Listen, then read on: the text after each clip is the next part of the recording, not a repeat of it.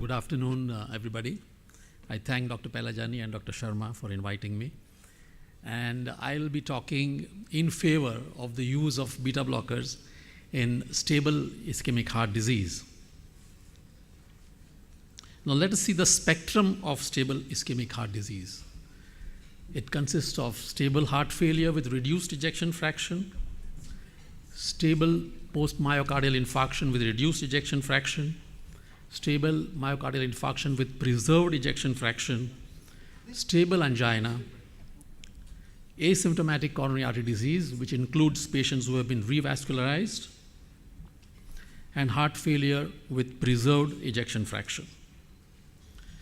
Now let us see the first two groups, stable heart failure with reduced ejection fraction and stable MI with reduced ejection fraction.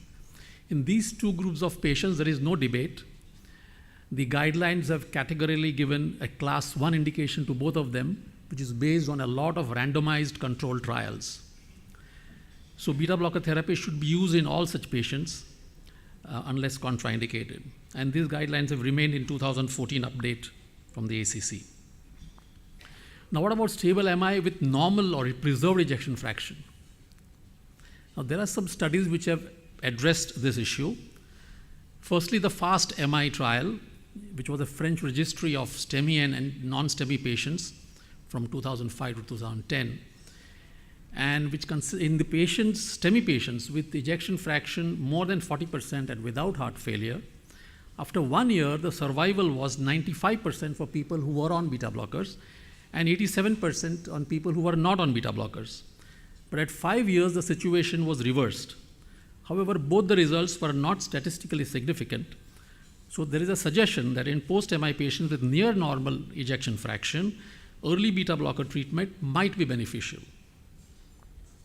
Then you have this recent study from the American Journal of Medicine, clinical outcomes with beta blockers for myocardial infarction, and meta-analysis of almost 50 to 60 randomized trials. And these trials were divided into two groups, those trials which occurred in the pre-reperfusion era, which showed that beta blockers did reduce mortality.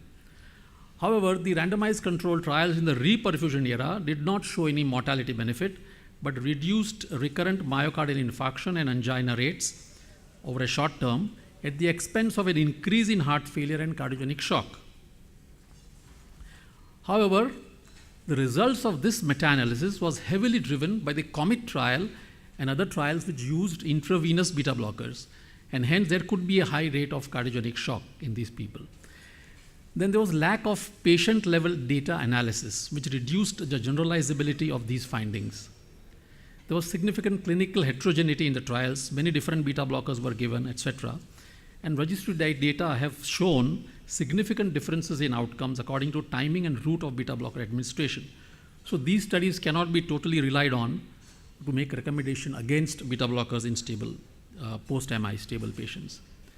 Then we have another recent study, the benefit of beta blocker treatment for patients with acute MI and preserved systolic function after PCI. The association between beta blocker use after discharge and mortality within 3 years was studied. And what did they find? In both groups of patients, the crude population as well as the propensity scored match population, there was a significant difference in mortality in these patients, stable MI after angioplasty and on beta blockers at 3 years. And the same can be also seen in the pooled results from the EPIC, EPILOGUE, EPISTENT, CAPTURE and RAPPORT trials, in which the 6-month data showed a lower mortality in patients who were receiving beta blocker therapy. Hence, for post-MI preserved ejection fraction patients, the recommendation by the ACC is to continue beta blocker therapy to at least 3 years, and from the European Society, at least for 1 year is a recommendation for such patients. Now, what about patients with stable angina? There is no doubt for relief of angina, for relief of symptoms, you have to cut down the heart rate and give beta blockers. So there is no question, class 1 indication. But some people say, okay, why give beta blockers? Why not give ivabradine? It also reduces the heart rate. Recently, the Signify trial's most surprising finding has been published, which has shown that ivabradine is associated with significantly worse outcomes in more than half the cohort population studied that is those with Canadian Cardiovascular Society angina class 2 or more, it has shown worse outcomes. Hence, the authors recommend to consider adjusting beta blocker doses to effective levels before initiating ivabradine. So these are stable angina patients with symptoms. Now, what about asymptomatic patients with stable ischemic heart disease without LV dysfunction? There are 4 trials or 4 studies which have thrown light on this: the REACH registry, the Charisma analysis, the study by Anderson et al., and the FAST-MI trial. All of these have shown that there is no benefit of giving beta blockers in stable patients without myocardial infarction. And they've all shown benefit mainly in patients who have had myocardial infarction. However, these studies also have limitations which you should know. Most of the studies that were analyzed by these studies, the older beta blockers were used, not the new ones like carvedilol, nebivolol. And these were observational studies. There was no randomized controlled trials. There was no information on various factors associated with the patient, like the extent of coronary artery disease, LV function, etc. There was no information, for example, in the Charisma trial, on whether patients continued to take their beta blockers over the entire follow-up, or indeed whether patients in the no beta blocker group started taking them during the same period. So there were limitations with all these studies. Now, what about patients with silent ischemic heart disease with silent ischemia? This was a heart and soul study published in 2008 in Archives of Internal Medicine. It was a prospective study in patients with established coronary heart disease defined by history of MI, evidence of at least 50% stenosis in one or more vessels, prior evidence of exercise-induced ischemia, or a history of PTC or CABG. And out of all patients with inducible ischemia in this group, 80% did not have angina.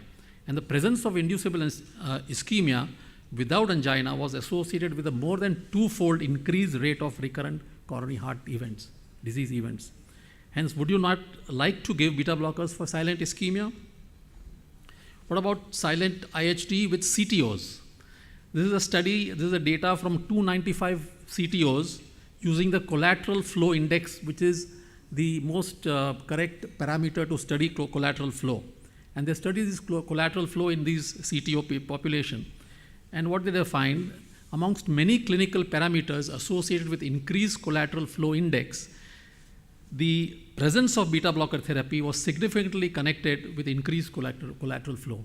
So that is another advantage of beta blocker therapy in stable ischemic heart disease patients. What about heart failure patients with preserved ejection fraction? Again, we have another very recent study published in JAMA 2014 in about 20,000 patients, and they showed that after a median of 755 days, 36% of patients who received a beta blocker had died, compared with 46% of those who did not receive one. So beta blockers are indicated in stable IHD with heart failure with reduced ejection fraction, MI with reduced ejection fraction, MI with preserved ejection fraction, patients with anginal symptoms, patients with silent ischemia, patients with CTO, patients with preserved ejection fraction. And of course, comorbidities like hypertension, arrhythmias, mitral valve prolapse, microvascular angina, migraine, all these require beta blockers. So my question is there any stable IHD patient in whom beta blockers are not indicated? There is hardly any such patient. So concluding, there is no strong evidence against the time-tested benefits of beta blockers, which means basically no good randomized large trials. Whatever weak evidence there is with old beta blockers. Then a very important bonus of beta blocker is evidence of atherosclerosis regression. This has been shown in many studies, and many studies have also shown that the lack of progression of atherosclerosis is associated with reduced heart rate. And this has occurred even in the era of statins and ACE inhibitors, the studies have shown. And finally, there is no serious harm with beta blockers. Of course, there are metabolic side effects, other side effects, but all can be monitored. They are not very serious. Hence, all patients with stable IHD should receive beta blockers is my contention. Thank you very much. Good afternoon to all of you. And well, my learned colleague, senior colleague, has tried to confuse you by talking of CTO and collateral flow reserve and stuff like that. But I think this new year, I am going to gift him with any one of these items he wishes. I have learned a lot from Dr. Akshay Mehta, and he always has taught us that individualize, customize your therapy according to a patient need. Don't generalize. Don't try to one size fits all kind of a strategy that every stable ischemic heart disease give beta blockers. Never do that. Always choose the right patient to get the right benefit. And he has very well showed the spectrum of stable ischemic heart disease. And let me again, from the guideline picture, show you what constitutes stable ischemic heart disease. And nonetheless, we know that stable angina forms a large category of these patients. But as what Dr. Pailajani also gave in his prelude, that many of these patients with acute coronary syndrome, once they get revascularization, they eventually get into a stable form. So you have many patients getting into the spectrum of stable ischemic heart disease. Patients post-MI, patients with LV dysfunction, in fact, form a very small portion of this large group of cohort, which we call as stable ischemic heart disease. And let me clearly state these guidelines. So what did the guidelines say? 2012 ACC/AHA guidelines, use of beta blockers in stable ischemic heart disease. Yes, post-MI or post-acute coronary syndrome in heart failure patients with LV dysfunction, it's a class 1 indication. Select group of people. What about the others? Class 2B indication. So beta blockers may be considered as a chronic therapy for all other patients with coronary other vascular disease. What is the level of evidence? C, class 2B and C. This is something which is important to remember and realize. Even when we say class 1 indication beta blockers post-MI and heart failure population, you have to realize that when were these studies done? Most of the beta blocker studies were in the pre-reperfusion era, pre-thrombolytic era, pre-angioplasty, PAMI eras. Let's look at this. One of the major studies based on which a class 1 indication also has been given. And what it says is, with beta blocker therapy post myocardial infarction, it seems useful, but the greatest benefit is seen in patients with low ejection fraction or with multivessel disease. So blanketly, when we say in the post-MI group, if you have a post-MI patient where angioplasty and stent has been done and has got a preserved LV function, he is not the one who is going to derive the maximum benefit of beta blockers. It's the one who are with poor LV function who's going to get the benefit. So it's a class 2B indication because there are no large trials which have categorically said that you can reduce, improve survival or reduce coronary events with the use of beta blockers across all patients with stable ischemic heart disease. And only if you want to prevent myocardial infarction and death, yes, then in the category of patients immediate post-MI, the ones with LV dysfunction are the ones who would benefit from beta blockers. And let me elaborate a little bit on this important study which he brushed aside, and important enough because an Indian origin, Dr. Sripal Bangalore, did a very important analysis of use of beta blockers in the current era. What is happening is that what we learned 2-3 decades ago, the utility of beta blockers, it sticks in our mind and we continue with this form of therapy. But over this 2-3 decades, there has been a lot happening in terms of coronary artery disease management with antiplatelets, with antithrombotics, with statins, with ACE inhibitors, with angioplasties and revascularization, that we need to revisit what is the current status and role of beta blockers. And what did he find? In a large registry, REACH registry, 44,000 patients, 3 cohort group of patients, those who known prior MI and beta blocker or no beta blocker use over a period of long-term follow-up, no difference. There is no improvement in the primary outcome, which includes mortality, non-fatal MI and stroke. If you look in the cohort of patients without myocardial infarction in this REACH registry, again, no beta blocker and beta blocker, over a long period of no difference whatsoever. So beta blocker does not help to reduce mortality or coronary events in patients either with MI or without MI in this REACH registry. In fact, there is a group of patients, a large chunk of patients who have coronary artery disease risk factors, whom we also categorize in the stable ischemic heart disease group, and giving beta blocker in these patients in fact showed a trend towards higher outcomes, worse outcomes, especially in the form of stroke being reported higher with the use of beta blockers. Again, if you look at the propensity score match and along the line of unity, you have beta blocker versus no beta blocker. It stands along the same line, so virtually no benefit of various primary, secondary outcomes with the use of beta blockers. So this registry definitely tells us a lot, because this is a real life practice, what's happening, what we use, clinicians use. But of course, there are people who would say that registry is not truly a randomized clinical trial. So let's look at a meta-analysis which has come up also recently. And what does this meta-analysis show with all these studies? Essentially, beta blockers do not improve mortality in stable angina. That's the bottom line which we get in these patients. And why does this happen? There's a lot of debate happening, and the question is beta blocker alive at all comes up. And yes, it is alive, but on life support. That's the argument and counter argument happening. Clearly, because this is the reason that vigorous revascularization, potent antithrombotic therapy, and statins, all these things have changed the outcome of patients with stable ischemic heart disease, where utility or role of beta blockers in each and every patient is questioned. And the net is replete with a lot of data stating about beta blockers, no broad benefit, and I'm sure many of the patients who look up the net also will ask Dr. Akshay Mehta when he prescribes beta blockers to all these patients. What are the most contemporary or recent data? 2014 post-hoc analysis of the CHARM trial, the Charisma trial. Again, 3 category of patients: prior MI, coronary artery disease, but established coronary artery disease, but no MI, and those with risk factors only. So it's only in the prior MI group that you find some benefit in terms of reinfarction prevention. But all other outcomes, there is no change whatsoever. And essentially what happens is all-cause mortality or cardiovascular mortality is not reduced despite a trend towards reduction in MI.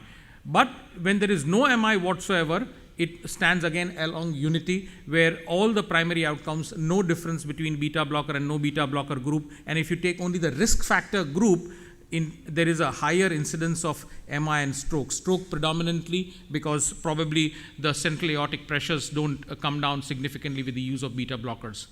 And in the era of revascularization, where almost every MI patients, either as a PAMI or as a salvage or in the next couple of days facilitated angioplasty is being done, the follow-up of 30-day and 3-year mortality, which has been presented in the American Heart Association recently, again by an Indian, Dr. Parikh, clearly states that there is no benefit with the use of beta blockers at 30 days and 3-year follow-up in patients where there is no history of prior MI or there is no systolic heart failure. So essentially, if in the broad spectrum of chronic ischemic, stable ischemic heart disease, the recommendation is class 2B, and the updated guidelines have also said that class 2B indication is for chelation therapy, is for EECP. So beta blocker is clubbed in this category, and I'm sure I need to ask Dr. Mehta how many patients does he send for chelation therapy and EECP, which is the same class for beta blocker as well. Well, let's get into the side effect profile of beta blockers, because believe me, there are again a lot of data stating that adherence to beta blockers is poor. There is only 1/3 of patients continue to remain on beta blockers once prescribed over a long-term follow-up because of the various side effects. And therefore, I re-emphasize this fact that beta blockers should be used in ischemic heart disease and stable ischemic heart disease. It has a definite role, but you need to select your patients. The ones to get the maximum benefit are the ones post-MI, and that too the data is very limited. So in the first 3 years, I would say rather in the first year itself. And this also is changing. Those post-MI patients who are getting revascularization may not fall into this same category, and the ones with poor LV ejection fraction, probably heart failure is the only place where beta blocker has a definite role. Thank you. Thank you, Dr. Amit Vora. First of all, I would like to say that you have brought in a group of patients which are out of the purview from this discussion, is the risk factor only group, which showed higher problems, stroke with beta blockers. But that is the group we are actually not discussing. Then about the trials, the REACH and the Charisma trials, or the studies rather, they are not trials. They were not randomized controlled trials. There were a lot of objections to these two studies, as I showed.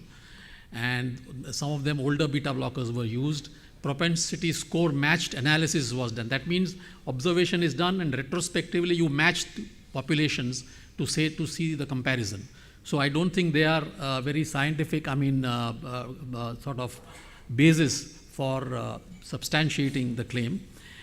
Then of course, I showed a study, very recent study, in which patients with acute MI with normal ejection fraction and who have been taken up for primary PCI showed excellent benefits till 3 years with beta blocker therapy. So even in the PCI era, beta blockers have some use. Finally, there are patients with silent ischemic heart disease who are stable, but in them, they ask us what can be done to reduce our disease. And sure enough, along with statins, ACE inhibitors, beta blockers have been proven. Dr. Steve Nissen has done IVUS and shown regression of atherosclerosis with beta blockers, which are given on top of statins and ACE inhibitors. And also regression of atherosclerosis has also been seen with reduction of heart rate with beta blockers. So I think they should be given most patients. Thank you, Akshay. But yes, I would hand it over to Dr. Akshay Mehta when he says that for angina relief, if you want to use beta blockers, it might be one of the drugs in the armamentarium which helps to relieve angina in general. So you have a lot of drugs. You have nitrates, you have calcium antagonists, you have ranolazine, ivabradine. So there are many drugs, and one of the drug is beta blocker and can be used. So in that sense, yes, you may think about it. But why is beta blockers falling out of favor in the last decade or so is equally something which we need to realize. For simple example, in terms of hypertension guidelines, where does beta blocker stand? It is 4th in the line in armamentarium to use in hypertension. Why is this happening? Because there are problems with beta blockers. One, it fails to reduce the central aortic pressure, and that can be one of the reasons why the stroke risk is higher, and there have been higher stroke, as I've showed you in the various studies. There are unfavorable metabolic consequences, which Dr. Mehta did agree. Diabetes, dyslipidemia, both this can happen. And we have to take into context what is the current standard of care in terms of managing stable ischemic heart disease, where you have to consider thrombolysis and revascularization, the antiplatelets, ACE inhibitors, statins. In this era, when there is such a strong impact of these medications and these therapies, the role of beta blocker definitely dwindles down to a significant extent, and often it is not well tolerated, and I mentioned about the poor adherence to treatment. So yes, beta blockers in the post-MI group in patients with LV dysfunction, I would agree, may consider for relief of angina, but I would again sum up with our PM Modi, whom we all love, that he also has sent this message just yesterday saying that one-size-fits-all approach is not a good strategy, and try to customize and individualize therapy. Thank you. Before I go to the questions, I want to put a question to the audience. Please, those people who regularly, for all subsets of patients of ischemic heart disease, stable ischemic heart disease, prescribe beta blockers, please raise your hands. Are you in majority or what is it? Akshay? You seem to be laughing. Yeah, but you didn't raise your hand. You? So it's, yeah. I think the mean age of all the physicians and cardiologists in this group is that many of them might be having at least coronary risk factors. We should ask this question, how many are taking statins? And let's see, how many are taking statins? Vast majority. Okay, now how many of you are taking beta blockers? No, because no, they give it to somebody else. What is good for others is not good for you. You see, it's like that. So I think it's. Sir, I think that question shall be asked now. After listening to this debate, how many people will... Yeah, I'm coming to that. Yeah. Now, after listening, who has convinced whom? How many people are converts here? Those people who now will not prescribe beta blockers to these stable ischemic heart disease patients. Please raise your hands. Very few have got converted. So still many people will continue to write down beta blockers for the patient. I think what probably it is, the beta blockers are given as a blanket numbers, different types of beta blockers. And as we know, different beta blockers have got different actions. One beta blocker is not equivalent to another beta blocker. That's number one. Number two, in many of the studies, the doses are not mentioned.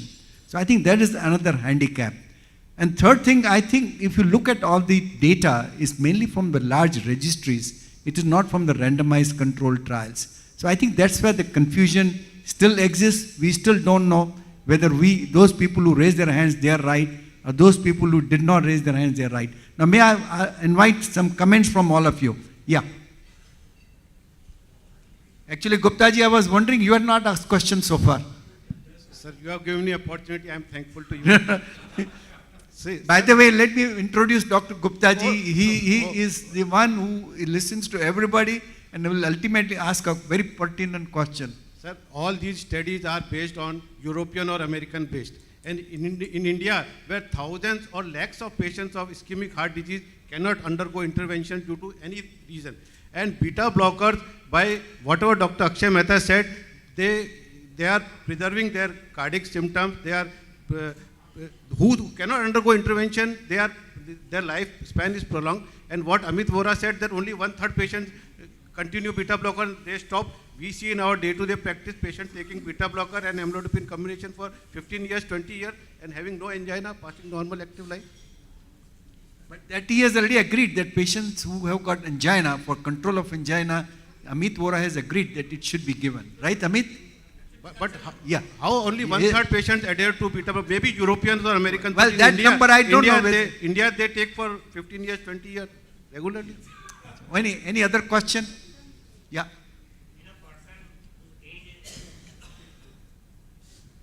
Hello.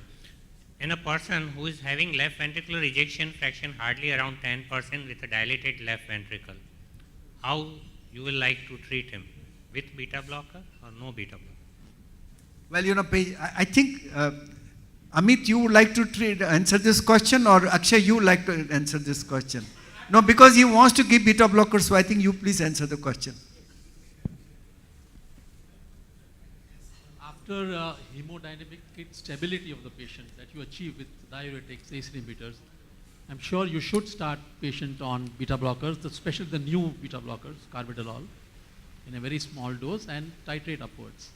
I think that is what I would do. I think 2 trials, as you know, the trials with the carvedilol or the trial with the Concord, I think these are the 2 large trials which have shown that when you give beta blockers to the patients who got a low ejection fraction, cardiac failure, now he has come out of the cardiac failure with diuretics or the angiotensin converting enzyme inhibitors, you can give them beta blockers. And these are the only drugs which are shown to prolong the lifespan, reduce mortality. No other drug has shown the reduction in the mortality. So I think beta blockers are very, very useful in these patients. Sir, that was the Copernicus trial, as you are mentioning. Copernicus, Yeah, in the Copernicus, the people who had lower ejection fraction, they did even better than those. So 25% are lower versus 15% are lower. So the ones which were 15% are lower, they even went ahead and did better. And they suggested that if you can, you should not even taper the beta blockers off, even in the CCUs. I think these are the only drugs which are shown to reduce mortality. What about the beta blocker, the old one and the newer one?